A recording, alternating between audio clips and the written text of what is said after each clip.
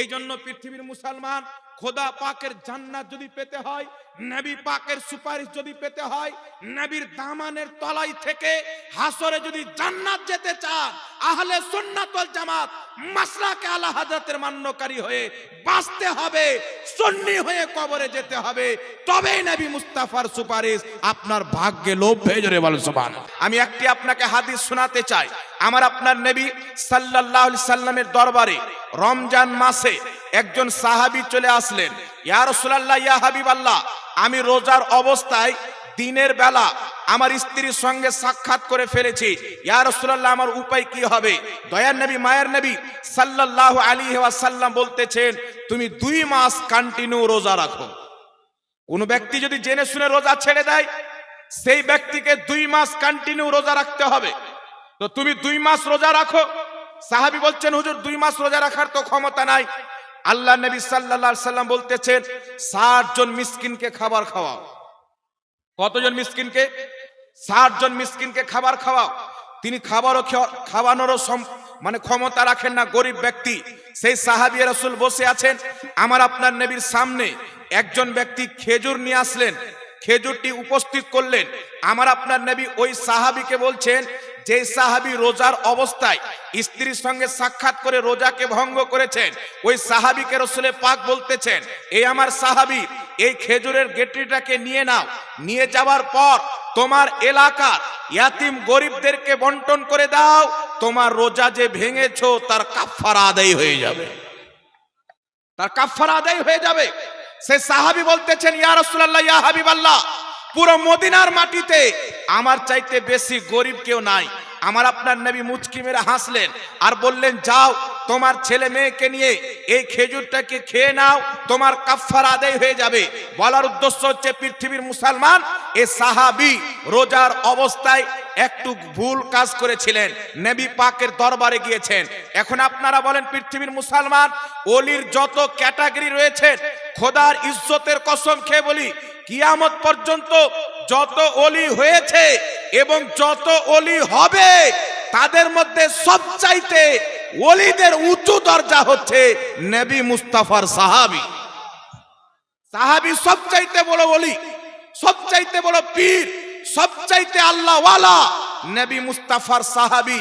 যদি নবী পাকের সাহাবীর মাধ্যমে ভুল হয়ে যায়, গুনাহ হয়ে যায়, আলিমের মাধ্যমে হওয়া সম্ভব রয়েছে, ওলির মাধ্যমে হওয়া সম্ভব রয়েছে, পীরের মাধ্যমে হওয়া সম্ভব রয়েছে। তাই একজন আলিমের ইজ্জত শেষ হয়ে যাবে, তার মর্যাদা শেষ হয়ে যাবে। ওই সাহাবী নবী পাকের দরবারে গেলেন ভুল করার পর, তাতে তিনার সাহাবিয়াত শেষ হয়ে যায়নি, তিনার ফজিলত শেষ হয়ে যায়নি। এই পৃথিবীর মুসলমান, আল্লাহ পাক এই জন্য কুরআন পাকে বলেছেন, তোমরা যখন নিজের জানের প্রতি জুলুম করবে, গুনাহতে লিপ্ত হয়ে যাবে, আমার নবীর দরবার এসে তওবা করো, আমার নবীর দরবারে তওবা করো। আমার নবী যদি তোমাদের হয়ে তওবা করে দেয়, আমি আল্লাহ তোমাদেরকে ক্ষমা করে দেব, আমি তোমাদেরকে ক্ষমা করে দিব। সাহাবায়ে কেরাম পাপ করে নবীর দরবারে চলে যেতেন যখন কোনো গুনাহ হয়ে যেত।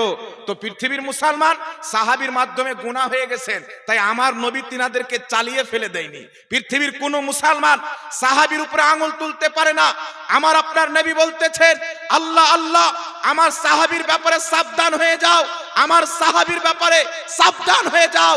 তোমরা যদি সোনার পাহাড় দান করো, আমার সাহাবী যদি একটা জয়ের দানা দান করে, আমার সাহাবীর একটা জয়ের দাম বেশি হবে তোমার পাহাড় সমতুল্য সোনা দান করার চাইতে। মুসলমান, এই জন্য পৃথিবীর মুসলমান, রাসূল করিম সাল্লাল্লাহু আলাইহি সাল্লামের নিকটে একজন ব্যক্তি আসলেন, ইয়া রাসূলুল্লাহ, ইয়া হাবিবাল্লাহ, অমুক ব্যক্তি মারা গেছেন, চলেন একটু জানাজার নামাজ পড়িয়ে দেন। আমার আপনার নবী সাল্লাল্লাহু আলাইহি সাল্লাম বললেন, সেই ব্যক্তি আমার উসমানের বুগজ রাখতো, আমার উসমানের বুগজ রাখতো, তার সাথে দুশমনি রাখতো, আমি তার জানাজার নামাজ পড়বো না। এই পৃথিবীর মুসলমান, নবী পাকের উম্মত উসমান গনি নবী পাকের সাহাবীর অন্তরে একজন বুগজ রেখেছিল, আমার নবী মুস্তাফা তার জানাজার নামাজ পড়েননি। যে সাহাবায়ে কেরামের মাধ্যমে কোনো গুনাহ হয়ে গেছেন, নবীর দরবারে গিয়ে তওবা করে নিয়েছেন, তিনাদের ইজ্জতে তফাত পড়েনি, সম্মানে আঘাত লাগেনি, মার্তাবা কমে যায়নি। তেমন আলিমে দ্বীনের মাধ্যমে যদি গুনাহ হয়ে যায়, তার জন্য তওবার দরওয়াজা রয়েছে, তার মান সম্মানকে ঘটানো যাবে না। মুসলমান কথা আমার বুঝতে পারছেন? এইজন্য আমি আমার কওমকে বলতে চাই, পৃথিবীর মুসলমান যে কওম নিজের নেতার কথাকে মানে না, নেতার ইজ্জত করে না, সেই কওম কোনোদিন উন্নতি হতে পারে না, সেই কওম কোনোদিন আগে বাড়তে পারে না। মনে রাখবেন পৃথিবীর মুসলমান, যতদিন পর্যন্ত মুসলমানদের অন্তরে আলিমদের ইজ্জত থাকবে, মহব্বত থাকবে, তাদের ঈমানও বেঁচে থাকবে, তাদের আমলও বেঁচে থাকবে। আর যেদিন আপনি নিজে ঘৃণা করতে লাগবেন, ইহুদি এটাই চায় মুসলমান তাদের আলিমকে ঘৃণা করুক, নাসারা এটাই চায় মুসলমান তাদের আলিমকে ঘৃণা করুক। তাই আমেরিকা থেকে মব লিঞ্চিং চালানো হচ্ছে, ইসলামোফোবিয়া চালু করা হচ্ছে। দাড়িওয়ালা ব্যক্তি দেখলে আতঙ্কবাদ বলে দাও, যাতে মৌলবীদেরকে মানুষ আতঙ্কবাদ মনে করে।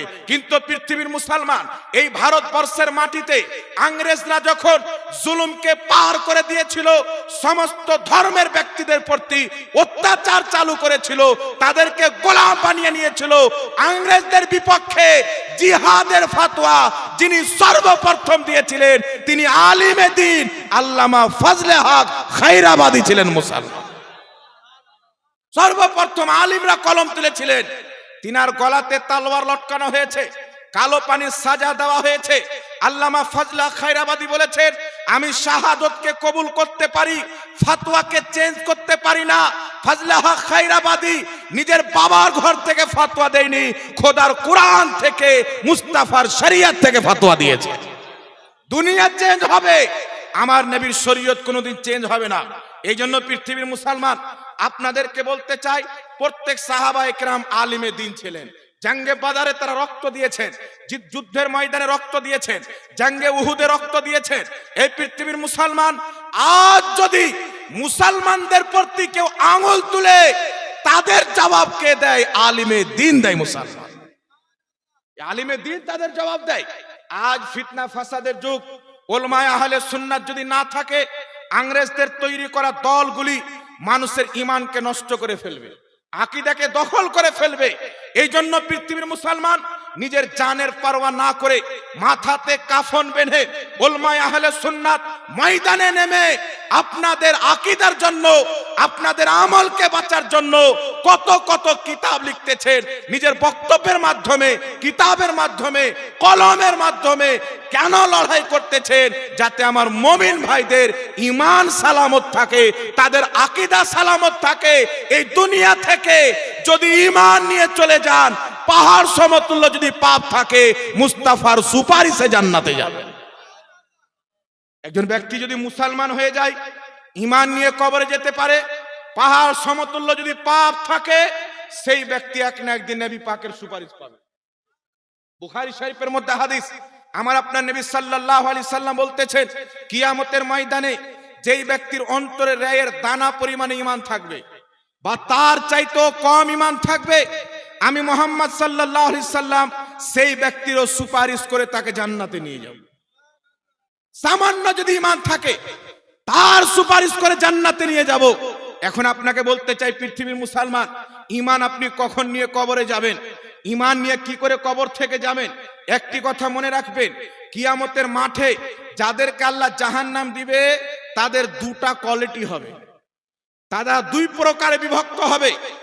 এক প্রকারের জাহান্নামী, যারা চিরস্থায়ী জাহান্নামে থাকবে, আর এক প্রকারের জাহান্নামী, যারা অস্থায়ীভাবে জাহান্নামে যাবে, আমার নবীর সুপারিশ পেয়ে এক না একদিন জাহান্নাম থেকে বেরিয়ে জান্নাতে যাবে। যারা চিরস্থায়ী জাহান্নামী হবে, তারা মুশরিক হবে, তারা কাফির হবে, তারা বেদিন হবে, যারা আল্লাহর নবীর বেয়াদবি করেছে, সাহাবীদেরকে গালি দিয়েছে, এরা চিরস্থায়ী জাহান্নামে যাবে। আর যেই ব্যক্তি অস্থায়ী জাহান্নামী হবে, মুসলমান তো ছিল কিন্তু পাপে লিপ্ত হয়ে গেছেন, তা গুনাহতে লিপ্ত হয়ে গেছেন, এরা হচ্ছে অস্থায়ী জাহান্নামী। এদের প্রতি আল্লাহ পাকের এক না একদিন দয়া হবে, আর রহমাতুল লিল আলামিন নবী সুপারিশ করে তাকে জান্নাতে নিয়ে যাবে। এই জন্য সুনান ইবনে মাজার মধ্যে আবু দাউদ শরীফের মধ্যে সহিহ সনদে হাদিস এসেছেন, আন আনাস ইবনে মালিক রাদিয়াল্লাহু তাআলা আনহু قال قال رسول الله صلى الله عليه وسلم شفاعتي لاهل الكبائر من امتي। আমার আপনার নবী সাল্লাল্লাহু আলাইহি ওয়াসাল্লাম বলতেছেন, কিয়ামতের মাঠে আমার বড় বড় উম্মতি যারা পাপী হবে, আমার সুপারিশ হচ্ছে বড় বড় পাপীদের জন্য, বড় বড় গুনাহগারদের জন্য। পাপীদের সুপারিশ করে আমি নবী মুস্তাফা তাদেরকে জান্নাতে নিয়ে যাব। একটু জোরে হবে না সুবহানাল্লাহ? এই জন্য পৃথিবীর মুসলমান আপনাদেরকে বলতে চাই, আলিম ওলমার সম্মান ইজ্জত এটা আলিমরা বলে না, আল্লাহ করতে বলেছেন, আল্লাহর নবী করতে বলেছেন। এটা আমার আপনার ভালাই, আমাদের ভালাইয়ের জন্য নয়। কোন ব্যক্তি যদি কালেমা পাঠ করে ইসলাম ধর্ম গ্রহণ করে জীবন যাপন করে, এটা তার জন্য ভালাই। কেউ যদি ইসলামকে না মানে সে নিজের ক্ষতি করলো, জাহান্নামে যাবে। কিন্তু ইসলামের কিছু যায় না, কিছু আসে না। মনে রাখবেন পৃথিবীর মুসলমান, আমার আল্লাহকে কিছুরির প্রয়োজন নাই। সারা কুল কায়নাতের মানুষ মিলে যদি আল্লাহ সুবহানাহু তাআলা চুল পরিমাণে ক্ষতি করতে চায়, কেউ ক্ষতি করতে পারে না। আর চুল পরিমাণে আল্লাহর যদি উপকার করতে চায়, উপকার করতে পারে না। আপনি মাদ্রাসায় দান দিলেন, নিজের উপকার করলেন। মসজিদে দান দিলেন, নিজের উপকার করলেন। নামাজ পড়লেন, নিজের উপকার করলেন। তো আপনি নিজের উপকার এই জন্য করলেন, এই নেকির কাজগুলি আপনাকে জান্নাতের পথে নিয়ে যাবে। আর যদি আপনি নেকির কাজ না করেন, পাপের গাঢ়াতে ডুবে থাকেন, আপনাকে জাহান্নামের দিকে নিয়ে যাওয়া হবে। তো আপনি দান করে মনে করিয়েন না যে আমি ইসলামের উপকার করেছি। আপনি দান করেছেন তো নিজের উপকার করেছেন। এই উপকার কবরে গিয়ে বুঝতে পারবেন, এই উপকার হাসরে গিয়ে বুঝতে পারবেন। যেই দিন আপনার কাছে কিছুই থাকবে না, আপনার সঙ্গের সাথী হিসাবে আপনার নেক আমলগুলি আপনার কবরে পাশে দাঁড়াবে, হাসরে পাশে দাঁড়াবে, মিজানে পাশে দাঁড়াবে। তখন বুঝতে পারবেন পৃথিবীতে কেউ সঙ্গের সাথী কবরেও আসেনি, হাসরেও আসেনি। আপনার সঙ্গের সাথী যদি থাকে, আপনার কামানো নেকিগুলি থাকবে, আপনার কামানো সওয়াবগুলি থাকবে। এই জন্য পৃথিবীর মুসলমান, আমাদেরকে আপনাদেরকে সর্বপ্রথম একটি কাজ করতে হবে যে আমরা হচ্ছি রাসূল পাক সাল্লাল্লাহু আলাইহি সাল্লামের উম্মত, নবী পাকের উম্মত। আমাদের কাজ হবে যে আমাদেরকে আল্লাহ কি জন্য সৃষ্টি করেছেন, আমাদেরকে কিয়ামতে কি জিজ্ঞাসা করা হবে। মুসলমান দুনিয়া কামানোর জন্য আসেনি, মুসলমান প্রপার্টি বানানোর জন্য আসেনি, মুসলমান বিল্ডিং বানানোর জন্য আসেনি। মুসলমানকে আল্লাহ সৃষ্টি করেছেন তার ইসলামের জন্য সৃষ্টি করেছেন, তার দ্বীনের জন্য সৃষ্টি করেছেন। এই পৃথিবীর মুসলমান প্রত্যেক ব্যক্তিকে জিজ্ঞাসা করা হবে, বলো তুমি দুনিয়াতে গিয়ে খোদার দ্বীনের জন্য কি করেছো, ইসলাম ধর্মের জন্য কি করেছো। এটা মনে করিয়েন না যে ইসলাম ধর্মের কাজ করা শুধু মৌলবীদের দায়িত্ব আছে। না, পৃথিবীর মুসলমান প্রত্যেকটা মুসলমানের প্রতি দায়িত্ব রয়েছে, তারা যেন ইসলামের কাজ করে, তারা যেন দ্বীনের কাজ করে। কিয়ামতে আমাদেরকে জিজ্ঞাসা করা হবে, তোমরা দ্বীনের জন্য কি করেছো, আল্লাহ আল্লাহ রসুলের জন্য কি করেছো। এই জন্য পৃথিবীর মুসলমান আপনাদেরকে বলতে চাই, ইসলামের জন্য আমাদেরকে কাজ করতে হবে। দুনিয়া তো আছে, আপনি ইসলামের কাজ করেন। যেই ব্যক্তি ইসলামের জন্য খাটবে, আল্লাহ পাক তার দুনিয়াও সুন্দর করে দিবে, তার আখিরাতও সুন্দর করে দিবে। এই জন্য পৃথিবীর মুসলমান আপনাদেরকে বলতে চাই, আমার আপনার নবী সাল্লাল্লাহু আলাইহি সাল্লাম, উনার কাছে কি ছিল না, সমস্ত জিনিসের মালিকানা আল্লাহ পাক আমার আপনার নবীকে দিয়েছেন। এত পাওয়ার দিয়েছেন, এত ক্ষমতা দিয়েছেন, জান্নাতের পর্যন্ত চাবিকাঠি আল্লাহ মুস্তাফাকে দিয়েছেন। সাহাবী জান্নাত চেয়েছেন, আমার নবী তাদেরকে জান্নাতও দান করে দিয়েছেন। উঠান আবু দাউদ শরীফের হাদিস। আজ কিছু লোক বলতে চায় মুহাম্মদ সাল্লাল্লাহু আলাইহি সাল্লাম কিছু দিতে পারে না, নবী কোনো উপকার করতে পারে না। কিন্তু পৃথিবীর মুসলমান, আমার আপনার নবী সাল্লাল্লাহু আলাইহি সাল্লামের ব্যাপারে যেই আকীদা সাহাবার ছিল, সেই আকীদা আমাদেরকে রাখতে হবে। এই নবী মুস্তাফা সাল্লাল্লাহু আলাইহি সাল্লামের কাছে সব ছিলেন। আমার আপনার নবী যেই দিন জন্মগ্রহণ করেন, ইমাম জালালউদ্দিন সিউতি রাহমাতুল্লাহ আলাইহি খাসাইসুল কুবরা কিতাবের মধ্যে লিখছেন, আসমান থেকে আওয়াজ এসেছিল, কাবাসা মুহাম্মাদুন আলা দুনিয়া কুল্লাহা, কুল কায়নাতে মুস্তাফার কবজা হয়ে গেল। যেই দিন নবী জন্মগ্রহণ করে সারা বিশ্বের বাদশাহত আল্লাহ নবীকে দান করেছেন, রাজত্ব দান করেছেন, আর সারা পৃথিবী দেখেছেন এই মুস্তাফার হুকুমত চাঁদে চলেছে, এই মুস্তাফার হুকুমত সূর্যে চলেছেন। চাঁদকে ইশারা করেছেন, চাঁদ দুই টুকরা হয়ে গেছেন। সূর্যকে ইশারা করেছেন, সূর্য ফিরে চলে এসেছেন। পাথরকে ইশারা করেছেন, পাথর কালেমা পাঠ করেছেন। আর শুধু আজ দুনিয়াতে নয়, কিয়ামতের মাঠে সবাই নফসি নফসি করবেন। ওই কিয়ামতে যদি কওরির রাজত্ব চলে, মুহাম্মদ রাসূলুল্লাহর চলবে মুসলমান। এইজন্য আমার আপনার নবী সাল্লাল্লাহু আলাইহি ওয়াসাল্লামের দরবারে ইমাম হযরতে সাইয়্যিদনা আবু হুরায়রা রাদিয়াল্লাহু তাআলা আনহু আসলেন। দেখেন পৃথিবীর মুসলমান যারা আমার নবীর হাদিস বর্ণনা করেছেন, এই বর্ণনাকারীদের মধ্যে একজন অন্যতম সাহাবী হচ্ছেন হযরতে আবু হুরায়রা। সবচাইতে বেশি হাদিস হযরতে আবু হুরায়রা বর্ণনা করেছেন। এই হযরতে আবু হুরায়রা নবীর দরবারে গেলেন, বুখারী শরীফের হাদিস, ইয়া রাসূলুল্লাহ, ইয়া হাবিবাল্লাহ, আপনার দরবারে থাকি, যা কিছু শুনি সব ভুলে যাই, কিছু আমার মনে থাকে না। হুজুর একটু কিছু ব্যবস্থা করে দেন যাতে আমি মনে রাখতে পারি। আমার আপনার নবী সাল্লাল্লাহু আলাইহি সাল্লাম একটি চাদর বিছানোর কথা বলেন। চাদর বিছানো হলো, নবী পাক সাল্লাল্লাহু আলাইহি সাল্লাম হাতের চুল্লু করলেন। এইভাবে চুল্লু করে কি দিলেন না দিলেন আল্লাহ জানে, আল্লাহর নবী জানে। এইভাবে চুল্লু বানিয়ে চাদরে ছেড়ে দিলেন, রেখে দিলেন। রাসূল পাক বলছেন, আবু হুরায়রা চাদরটাকে গুছিয়ে নাও। বুখারী শরীফের হাদিস। তিনি চাদরটাকে গুছিয়ে নিলেন। আল্লাহর হাবিব বলছেন নিজের সিনাতে লাগিয়ে নাও। সেই চাদরটাকে তিনি সিনাতে লাগিয়ে নিলেন। হযরতে আবু হুরায়রা বলতেছেন, যেই দিন থেকে ওই চাদরকে সিনাতে লাগিয়েছি, জানি না আমার নবী চুল্লুতে কি দিয়েছেন, সেই দিন থেকে যা শুনেছি সব আমি আবু হুরায়রা মুখস্থ রেখে নিয়েছি। তারপর থেকে একটা হাদিস বলিনি। এই জন্য পৃথিবীর মুসলমান আমার আপনার নবী সাল্লাল্লাহু আলাইহি সাল্লামের দরবারে সুনান ইবনে মাজার মধ্যে সহিহ সনদে হাদিস, একজন সাহাবী আসলেন, দুই চোখে অন্ধ। সাহাবী এসে বলছেন, ইয়া রাসূলুল্লাহ, আপনি একটু দোয়া করে দেন যাতে আমার চোখের জ্যোতি ফিরে আসে, আমি দুনিয়াকে দেখতে চাই। রাসূল পাক বলতেছেন, তুমি যেমন আছো তেমন থাকলি তোমার জন্য উপকার। তিনি বলছেন, না হুজুর, আমি চোখের জ্যোতি ফিরিয়ে চাই। আল্লাহর নবী বললেন, তুমি বাড়ি চলে যাও, বাড়িতে গিয়ে উযু করে 2 রাকাত নামাজ পড়ে আমি নবীর ওসিলা দিয়ে দোয়া করো, তোমার চোখের জ্যোতি ফিরে চলে আসবে। এই সাহাবী বাড়িতে চলে গেলেন, উযু করে 2 রাকাত নামাজ পড়ে নবীর ওসিলা দিয়ে আল্লাহর কাছে চাইলেন, সঙ্গে সঙ্গে চোখের জ্যোতি ফিরে আসলো।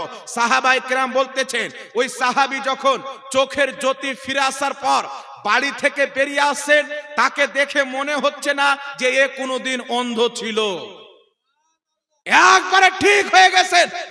এই জন্য পৃথিবীর মুসলমান আমার আপনার নবী সাল্লাল্লাহু আলাইহি সাল্লাম বলতেছেন, বুখারী শরীফ কিতাবুল ইলমের মধ্যে হাদিস, রাসূল পাক বলছেন, ইন্নাল্লাহা ইউতি ওয়া ইন্নামা আনা কাসিম, নিশ্চয় আল্লাহ দেনে ওয়ালা, আমি মুস্তাফা বাঁটনে ওয়ালা। আল্লাহ দাতা, আমি হচ্ছি বন্টনকারী। যুদ্ধের ময়দানে সাহাবায়ে কেরামের তলোয়ার লেগে চোখ বেরিয়ে গেছেন, হাতের থাবা হাতে করে চোখ নিয়ে এসেছেন, ইয়া রাসূলুল্লাহ, যুদ্ধের ময়দানে চোখ বেরিয়ে গেছেন। আমার আপনার নবী মুস্তাফা সেই চোখটাকে লাগিয়ে নিজের থুথু মুবারক লাগিয়ে দিয়েছেন। সাহাবা বলছেন, আগের চাইতে বেশি দেখতে পাচ্ছি। সাহাবার হাত কেটে গেছে, নবী মুস্তাফার দরবারে এসেছেন, থুথু মুবারক লাগিয়ে দিয়েছেন, মনে হচ্ছে হাত কোনোদিন কাটিনি। এই জন্য পৃথিবীর মুসলমান আমার আপনার নবীকে ইয়াতিম বলা যাবে না, আমার আপনার নবীকে লাচার বলা যাবে না, আমার আপনার নবীকে মজবুর বলা যাবে না।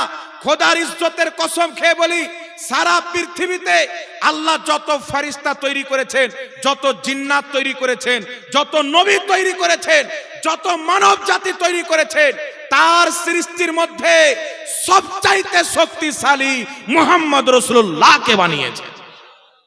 প্রত্যেক ফেরেশতা খোদাকে রাজি করতে ব্যস্ত। কিরামান কাতিবিন দুই কাঁধে চেপে আমাদের আমল লিখতেছেন খোদাকে রাজি করার জন্য।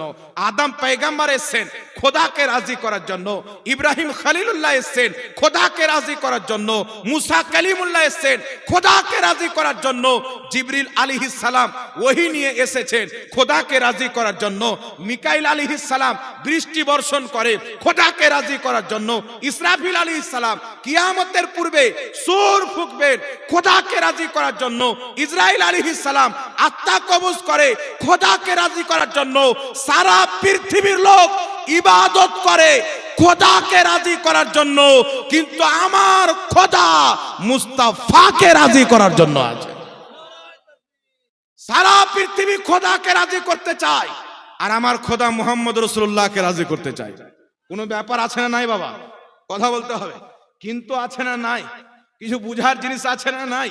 এত বড় বড় নবী, বড় বড় ফেরেশতা আল্লাহকে রাজি করার জন্য নিজ নিজ দায়িত্বে ব্যস্ত আছেন, যেই দায়িত্ব আল্লাহ তাদেরকে দিয়েছেন। এইদিকে নবী মুস্তাফা মসজিদে আকসার দিকে চেহারা করে নামাজ পড়ছেন, কিবলায়ে আউয়াল আসমানের দিকে তাকাচ্ছেন। আল্লাহ তো মনের কথা জাননেওয়ালা। আল্লাহ বলছেন, হাবিব তোমার বারবার আসমানের দিকে তাকানো আমি বুঝতে পাচ্ছি, তুমি চাচ্ছ আকসা কিবলা পরিবর্তন করে কাবাকে কিবলা করে দেওয়া হোক। জিবরিলকে পাঠিয়ে আল্লাহ পাক বলে দিলেন, কাদ নারা তাকাল্লুবা ওয়াজহিকা ফিস সামাই ফালানুওয়াল্লিয়ান্নাকা কিবলাতান তারদাহা। আল্লাহ বলছেন, হাবিব তোমাকে খুশি করার জন্য আমি খোদা কিবলা চেঞ্জ করে দিলাম। তোমাকে রাজি করার জন্য, তোমাকে খুশি করার জন্য আমি খোদা কিবলাকে চেঞ্জ করে দিয়েছি। পৃথিবীর মুসলমান আগে চলেন। আমার আপনার নবী মুস্তাফা বলতেছেন, একমাত্র মানব ব্যতীত সমস্ত মাখলুক চিনে আমি আল্লাহর নবী। পাথর চিনে নি আল্লাহর নবী, জি গাছ গাছালি চিনে আল্লাহর নবী, চিউটি পিপিলিকা পর্যন্ত চিনে আল্লাহর নবী। সমস্ত মাখলুক মানব আর জিন্নাত ছাড়া সবাই জানতেন ইনি হচ্ছেন আল্লাহ পাকের নবী। এবার আমার আপনার নবী কি বলতেছেন? পৃথিবীর মুসলমান এই ভারতবর্ষের মাটিতে মুসলমানকে বিভক্ত করার জন্য ইংরেজদের টাকা খেয়ে কিছু মুল্লারা কিতাব লিখে আমার আপনার নবীকে লাচার লিখেছে। নবী কিছু করতে পারে না, কোনো উপকার করতে পারে না। আলবানি লিখতেছে, নবী পাক সাল্লাল্লাহু আলাইহি সাল্লামের ব্যাপারে হাতে একটা লাঠি নিয়েছে, বলছেন আমার লাঠি কুকুর হাঁকাতে সহযোগিতা করতে পারে, মুহাম্মদ তাও করতে পারে না। একটু জোরে হবে না নাউজুবিল্লাহ? লাঠি কাজ করতে পারে, কুকুর হাঁকাতে কাজে আসে, মুহাম্মদ সাল্লাল্লাহু আলাইহি সাল্লাম তাও করতে পারে না। কিন্তু পৃথিবীর মুসলমান খোদার ইজ্জতের কসম খেয়ে বলি, আমার নবী মুস্তাফার রহমতের দৃষ্টি যদি কোনো পাপীর প্রতি পড়ে যায়, খোদা হেদায়েত দিয়ে তাকে জান্নাতি বানিয়ে দেয়, জান্নাতি বানিয়ে দেয়। স্মরণ করেন মুসলমান, আজ থেকে 1450 বছর পূর্বে ওই মক্কার মাটিতে বেলাল নামক একজন ব্যক্তি, রংটি হচ্ছে কালা, হাবশে থাকনেওয়ালা, একটি বাড়ির চাকর আছেন। আমার নবী মুস্তাফা তার কষ্ট সহ্য না করতে পেরে তার সঙ্গে সাক্ষাৎ হয়েছেন। হযরতে বেলাল নবী পাকের কলমা পড়ে নবীর গোলাম হয়ে যাচ্ছেন। তিনার বাড়ির মালিক তিনাকে গরম বালিতে শুইয়ে দিচ্ছেন, তিনার প্রতি গরম বালি ফেলছেন, চাবুকে আঘাত করতেছেন। এই বেলাল আমি তোমাকে ছেড়ে দিব, কিন্তু মুস্তাফাকে ছাড়তে হবে, লা ইলাহা ইল্লাল্লাহ ছাড়তে হবে, মুহাম্মদ রাসূলুল্লাহ ছাড়তে হবে। হযরতে বেলাল বলেছিলেন, একটা জীবন কোন কথা, লক্ষ লক্ষ খোদা জীবন যদি দিয়ে দেয় ইসলামের জন্য মুস্তাফার কদমে কুরবান করে দিব। সারা পৃথিবী দেখেছেন বেলাল নিজেকে নবীর গোলামিতে নিয়েছেন।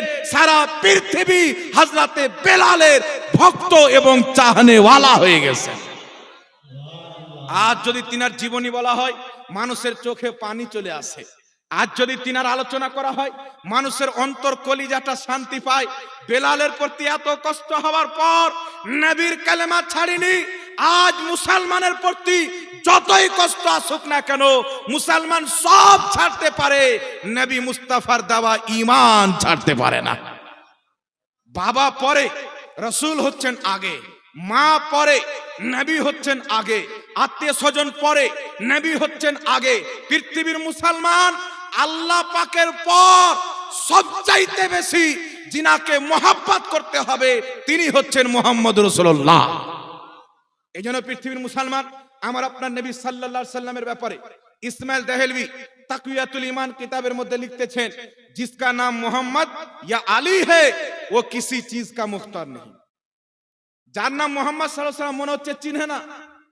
কোন একজন পড়োশী এলাকার লোক আছে, আমার নবীর ব্যাপারে এমন লহজা ব্যবহার করতেছে, এমন শব্দ প্রয়োগ করতেছে যে তিনি কোন জিনিসের পাওয়ার রাখে না, ক্ষমতা রাখে না। কার ব্যাপারে লিখছেন? মুহাম্মদ সাল্লাল্লাহু আলাইহি ওয়াসাল্লাম, যিনি আল্লাহর নবী। এখন আপনাকে বলি, পৃথিবীর মুসলমান, আমার নবীর পাওয়ার কি, আমার নবীর ক্ষমতা কি? রাসূল পাক বলতেছেন, ইয়া আয়েশা তো লাউ শি'তু লাসারাত মাই জেবালুজ যাহাব। আয়েশা, আমি যদি চাই আমার পিছন পিছন সোনার পাহাড় চলবে। উহুদ পাহাড়কে আমি যদি ইশারা করে দিই, সোনার পাহাড় হয়ে আমার পিছন পিছন চলবে। সাফা মারওয়াকে ইশারা করি, সোনার পাহাড় হয়ে আমার পিছন পিছন চলবে। মুস্তাফা গরিব ছিলেন না, পাহাড়কে ইশারা করলে পাহাড় সোনা হয়ে যেত। আমার আলা হযরত বলতেছেন, ও মালিকে কুল হে, পাস কুছ রাখতে নেহি, দোনো জাহাं की नेमत है उनके खाली हाथ में।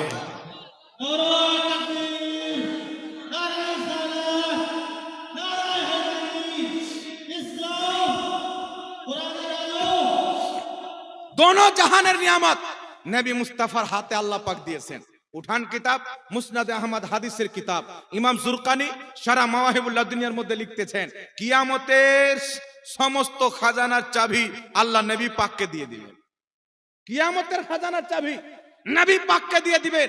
সহিহ বুখারীর হাদিস, রাসূল পাক আলাইহিস সালাম বলতেছেন, উতিতু মাফাতিহা খাজাইনিল আরদ, জমিনের সমস্ত খাজানার চাবি আল্লাহ পাক আমি মুহাম্মদ সাল্লাল্লাহু আলাইহি ওয়াসাল্লামকে দিয়ে দিয়েছেন।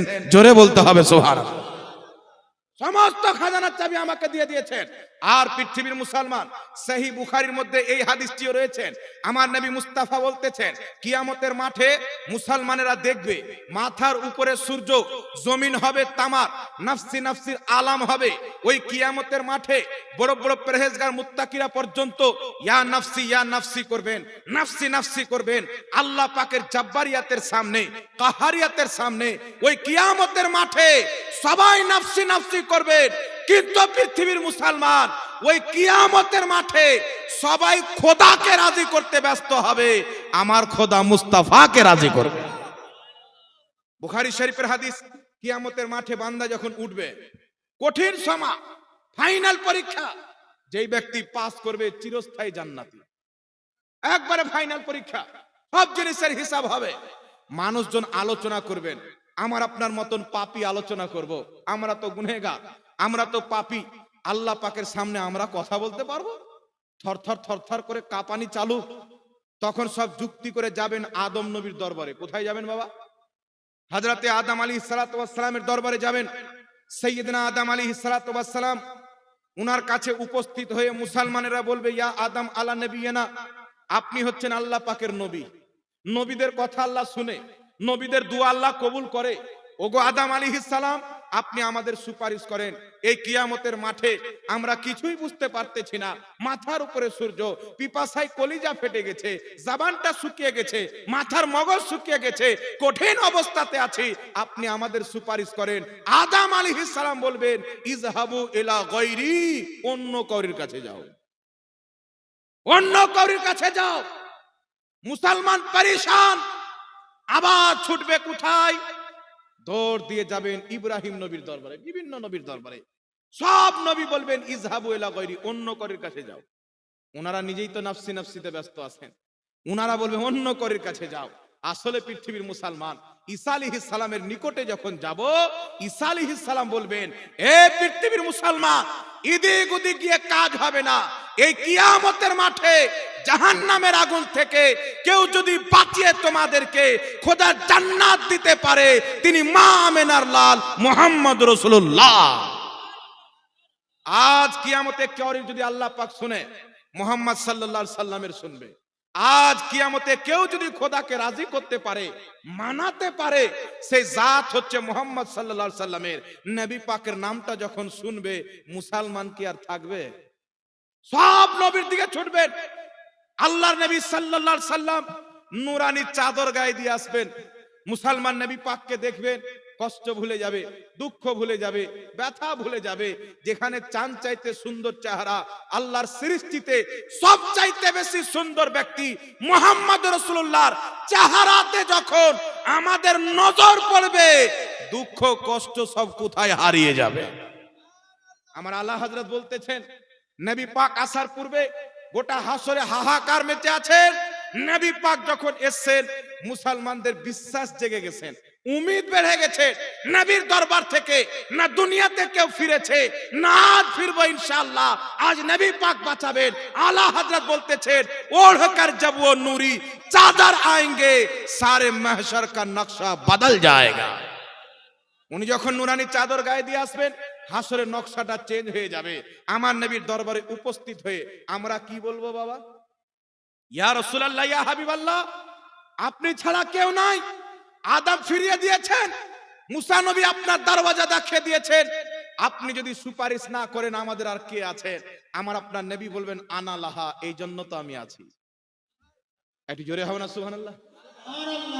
এই কথাটা ভয়ঙ্কর কিয়ামতের মাঠে নফসি নফসির আলাম, যেখানে বাপ বেটাকে চিনবে না, বেটা বাপকে চিনবে না, মা সন্তানকে চিনবে না, সন্তান মাকে চিনবে না, স্ত্রী স্বামীকে চিনবে না, স্বামী স্ত্রীকে চিনবে না। ওই কিয়ামতের মাঠে আমার আপনার নবী নিজের প্রত্যেকটা উম্মতকেও চিনবে, তাদের বাবাকেও চিনবে, তাদের বংশের নাম পর্যন্ত জানবে। কেউ কাজে আসবে না, আমার আপনার নবী কাজে আসবেন। রাসূলে পাক বলবেন, আনা লাহা, এই জন্য তো আমি আছি। রাসূলে পাক বলছেন, বুখারী শরীফের হাদিস, ওই সময়তে আমি রাসূলে পাক কিয়ামতের মাঠে সিজদাতে পড়ব। কোথায়? সিজদায় চলে যাব। আল্লাহ তাবারাক ওয়া তাআলা আমাকে একটি তাসবিহ শিখাবেন। মুসলমান, কিছু লোক মনে করে 40 দিন নামাজ পড়ে জান্নাতে চলে যাব। উঠান মুসলিম শরীফের সহিহ হাদিস, নবীকে জিজ্ঞাসা করা হলো, হুজুর, কেউ কি নামাজের কারণে, রোজার কারণে, আমলের কারণে জান্নাতে যাবে? নবী পাক বলছেন, কেউ আমলের কারণে জান্নাতে যাবে না। সাহাবী বলছেন, হুজুর, আপনি এত কষ্ট করে এত আমল করেন, আপনি? আমিও আমলের কারণে যাব না, আল্লাহর রহমতে, আল্লাহর বরকতে যাব। আল্লাহর রহমতটা কি? ওয়ামা আরসালনাকা ইল্লা রাহমাতাল লিল আলামিন। আল্লাহ পাকের রহমত হচ্ছে মুহাম্মদ রাসূলুল্লাহ।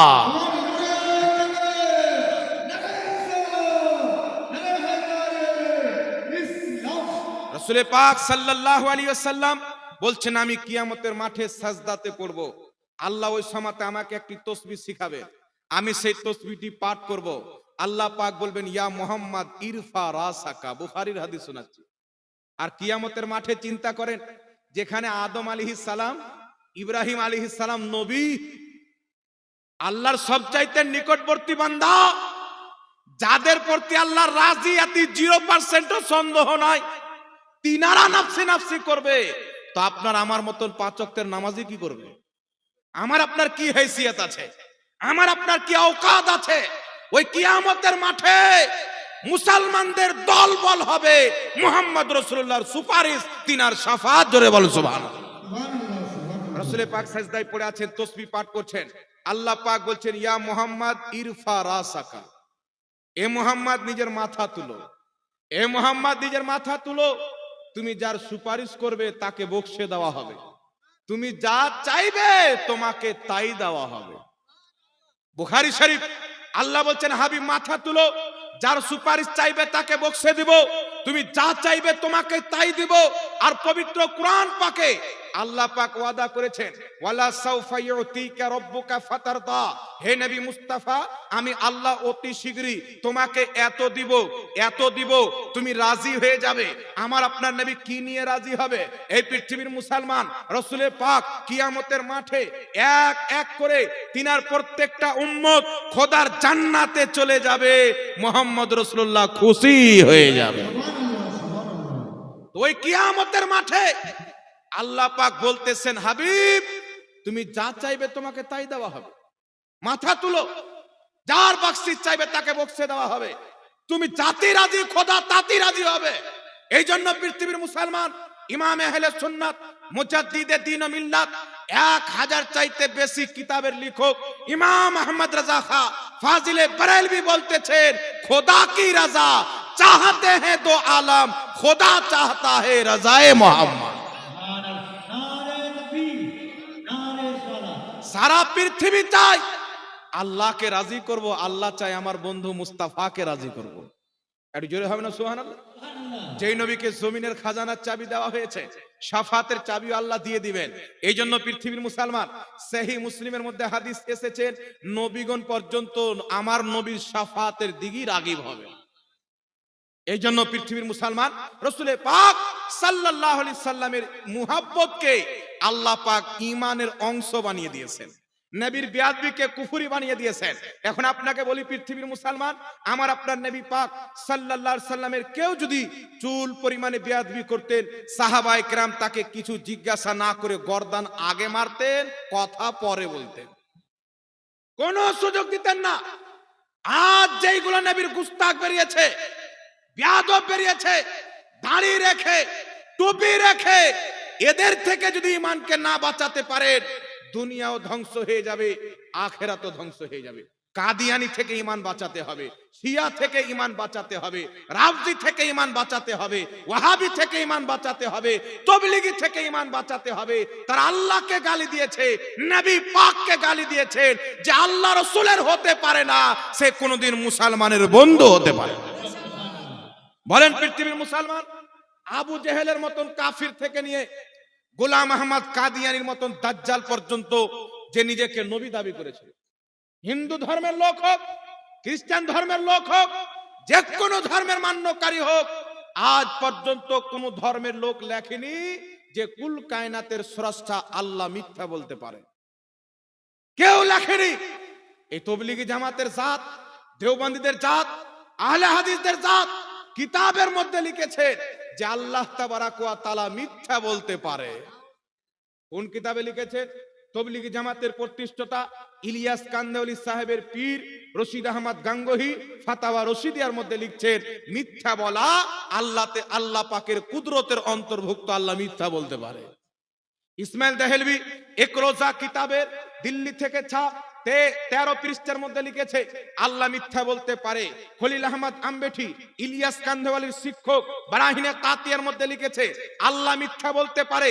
এই জন্য পৃথিবীর মুসলমান যারা এইগুলো আকীদাকে মানত, তাদের জামাতে গিয়ে 5 ওয়াক্তের নামাজি কোন কথা, আপনি প্রত্যেক বছর যদি কাবার হজ করেন, কাবাতে সারা জিন্দেগি ইবাদত করে কাবার ভিতরে সাজদারত অবস্থায় যদি আপনার মওত হয়ে যায়, আপনি জাহান্নামে যাবেন, জান্নাত আপনার জন্য হারাম। কারণ আল্লাহর ব্যাপারে আপনার আকীদা খারাপ, তো আপনি জান্নাতে যাবেন? কথা বলতে হবে। ইবলিসের আদম নবীর ব্যাপারে আকীদা খারাপ হয়ে গেল, 90 কোটি বছরের ইবাদত বেকার হয়ে গেল, ফেরেশতাদেরকে পড়ানো বেকার হয়ে গেল। এই জন্য পৃথিবীর মুসলমান আল্লাহ পাক পবিত্র কোরআনে বলতেছেন, ইয়া আইয়ুহাল্লাযীনা আমানু লা তাত্তাখিযু আবাআকুম ওয়া ইখওয়ানাকুম আউলিয়া ইলা আখিরিল আয়াত। আল্লাহ পাক বলতেছেন, হে ঈমানদার বিশ্বাসীগণ, মুসলমানেরা, যদি তোমার আপন বাপ, যদি তোমার আপন ভাই ঈমান আনার পর, মুসলমান দাবি করার পর কুফরিকে পছন্দ করে, আল্লাহ রাসূলের বেয়াদবিকে পছন্দ করে, তোমার বাপ হলেও তোমার সাথে সম্পর্ক নাই, তোমার আপন ভাই হলেও তোমার সাথে সম্পর্ক নাই। উঠান বুখারী শরীফ, উপরে করেন, কোরআনটা উপরে করেন, আমি তো উপরে বসে আছি, মাদ্রাসা পাঠিয়ে দেন, মাদ্রাসা পাঠিয়ে দেন। বুখারী শরীফের মধ্যে হাদিস, রাসূল পাক সাল্লাল্লাহু আলাইহি সাল্লাম সাহাবায়ে কেরামকে জিজ্ঞাসা করতেছেন, এ আমার সাহাবী, ইসলামের সবচাইতে উত্তম আমলটা কি? একজন সাহাবী বলছেন, হুজুর নামাজ। নবী বলছেন, লা, না। একজন সাহাবী বলছেন, জিহাদ। নবী বলছেন, না, ইসলামের সবচাইতে উত্তম আমল হচ্ছে তুমি বন্ধুত্ব করো তো আল্লাহ আল্লাহর নবীর জন্য, দুশমনি করো তো আল্লাহ আল্লাহর নবীর জন্য। আল্লাহ পাক বলছেন কোরআন পাকে, হে ঈমানদার, আল্লাহ আল্লাহ রাসূলের গুস্তাখকে, বেয়াদবকে খবরদার নিজের বন্ধু বানায়ো না। ভুল করে যদি তাদের পাশে বসে যাও, আল্লাহ বলছেন যখন মনে চলে আসবে তাদের কাছ থেকে তুমি সরে যাও।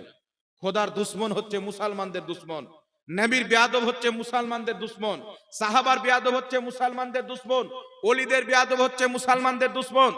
এই জন্য পৃথিবীর মুসলমান খোদা পাকের জান্নাত যদি পেতে হয়, নবী পাকের সুপারিশ যদি পেতে হয়, নবীর দামানের তলায় থেকে হাসরে যদি জান্নাত যেতে চান, আহলে সুন্নাত ওয়াল জামাত মাসলাকে আলা হযরতের মান্যকারী হয়ে বাঁচতে হবে, সুন্নি হয়ে কবরে যেতে হবে, তবেই নবী মুস্তাফার সুপারিশ আপনার ভাগ্যে লোভে জোরে বল সুবহানাল্লাহ। ইসলামী মুসলমান, আমার আপনার নবী সাল্লাল্লাহু আলাইহি সাল্লাম আমাদের জন্য কি করেনি? কোন ব্যক্তির প্রতি তার পিতা যদি নারাজ হয়ে যায়, মাতা যদি নারাজ হয়ে যায়, তার জন্য জান্নাত হারাম। বাপ নারাজ হলে জান্নাত হারাম, মা নারাজ হলে জান্নাত হারাম। কেন? ওই মা আপনাকে 10 মাস পেটে রেখেছেন, চলতে শিখেছেন, বলতে শিখেছেন, বাবা কষ্ট করে মানুষ করেছেন, ইনকাম করে মুখে দুটা দানা দিয়েছেন।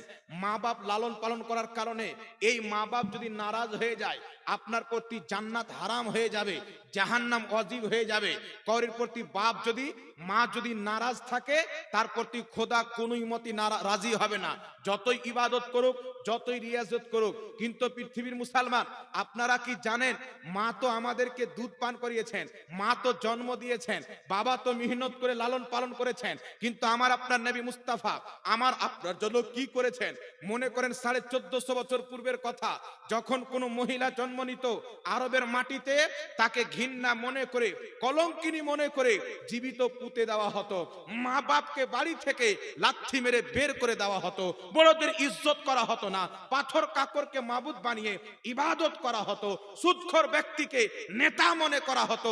জিনা করে আসার পর কাবার ছাদের উপরে এসে তারা এলান করত, আমি অমুক মহিলার সাথে জিনা করেছি। এই পৃথিবীর মুসলমান, এই কুকর্ম থেকে, এইগুলো ঘাটিয়া আকীদা থেকে আমাদেরকে কে বাঁচিয়েছেন? মুহাম্মদ রাসূলুল্লাহ বাঁচিয়েছেন। নূরে মুহাম্মাদি সারা পৃথিবীতে এমন আলো ছড়িয়ে দিয়েছেন। বাপের কি মর্যাদা, মায়ের কি মর্যাদা, মুসলমান তো মুসলমান, আজকে অমুসলিমরা পিতা মাতার ইজ্জত করতেছে, আমার নবী মুস্তাফার দেওয়া শিক্ষা থেকে শিক্ষা অর্জন করে করতেছে। এই নবী যদি না আসতেন, মানুষ রূপী জানোয়ার হয়ে যেত, মানুষ হয়ে থাকতো না। রাসূল পাক সাল্লাল্লাহু আলাইহি ওয়াসাল্লাম এসেছেন বলে বেটি সম্মান পেয়েছে। নবী পাক এসে এলান করে দিলেন, এ আরববাসী, তোমরা যেই মেয়েকে দাফন করো না, কোন ব্যক্তি যদি তার মেয়ের লালন পালন করে বড় করে বিবাহ দিয়ে দেয়, আল্লাহর জান্নাত তার প্রতি ওয়াজিব হয়ে যায়। আর যে মাকে বাড়ি থেকে তাড়িয়ে দিচ্ছ, এই মায়ের কদম তলে তোমার জান্নাত। যেই বাপকে গালি দিচ্ছ, এই বাপের কদমকে চুমুন দেওয়া জান্নাতের চৌখাটকে চুমুন দেওয়া। মা বাপ তাড়ানোর জিনিস নয়। রাসূলে পাক শিক্ষা দিয়েছে, পিতা মাতা বাড়িতে আছে, তার চেহারা তাকাও, একবার তাকালে একটা কবুল হজ, দুইবার তাকালে দুটা কবুল হজ। চান্স রয়েছে দিনে 1000 বার পিতা মাতার চেহারার দিকে তাকান, আমার খোদা রহমান ও রহিম, খোদার খাজানাতে কমতি নাই। 1000 বার তাকালে 1000টা কবুল হজের সওয়াব আমার আল্লাহ নিজের বান্দাকে দান করে। এই মর্যাদা কে দিয়েছেন বাবা? এই ফজিলত কে বয়ান করেছেন? মুহাম্মদ রাসূলুল্লাহ বয়ান করেছেন। আজ এই নবী পাককে ছেড়ে দিয়ে মুসলমান ইদিক উদিক ভটকাচ্ছে। আমাদের যুবকরা দাড়ি রাখতেছে বিরাট কোহলির নকলে, যুবকরা প্যান্ট পরতেছে সালমান খানের নকলে, যুবকরা গাড়ি কিনতেছে হিরো হিরোইনদের নকলে। এই পৃথিবীর মুসলমান, এই নাপাক ব্যক্তি যারা বেশ্যার মতন ড্যান্স করে পয়সা ইনকাম করে, ইজ্জতকে বিক্রি করে পয়সা ইনকাম করে, এরা দেখতে মানুষ, খোদার দরবারে কুকুরের দাম তো আছে, এদের সম্মানের কোনো দাম নাই। কিন্তু পৃথিবীর মুসলমান, আমি আপনাকে দলিল দিতে পারি, আপনাকে দেখিয়ে দিতে পারি, আমার নবী মুস্তাফাকে যারা ফলো করেছে তারা কি হয়েছেন। আবু বকর সিদ্দিক ফলো করেছেন, সিদ্দিকে আকবর হয়ে গেছেন। উমর ফলো করেছেন, ফারুকে আজম হয়েছেন। বাগদাদের আব্দুল কাদের জিলানী ফলো করেছেন, গাউসে আজম হয়ে গেছেন। আজমিরের মঈনুদ্দিন ফলো করেছেন, গরিব নামাজ হয়েছেন। আলা হযরত ফলো করেছেন, মুজাদ্দিদে আজম হয়ে গেছে।